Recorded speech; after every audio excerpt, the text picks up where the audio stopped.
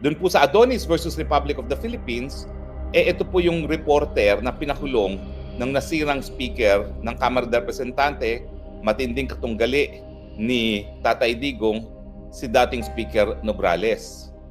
Pinakulong niya isang reporter na hindi lang po nagulat na nahuli ng asawa ng babae na kasama nakasiping ni Nograles, itong ang si speaker, at dahil itong asawa ay nasa militar, nagtatatakbo na hubo-hubo sa isang hotel sa Makati itong nasirang Speaker Nograles.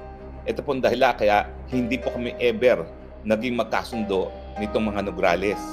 Dalawa pong magkapatid yan, tatlong magkapatid yan, tatlo silang nanilbihan sa Kamara, at isa ay naging kasama pa sa gabinete. At alam naman natin kung anong ginawa in the end. Matapos ng ma-appoint ng 2 beses ni Tatay Digong sa Commission on Civil Service at bilang miyembro ng gabinete, linabanan ng Tatay Digong at sinasabi na hindi daw ako para mamuno sa Davao ang Tatay Digong. Alam niyo na kung sinong Nograles yan. Pero siyempre, kung ano ang puno, siya rin bunga. Kung bulok ang puno, bulok din ang mga prutas. At puro bulok naman yung anak niya talaga.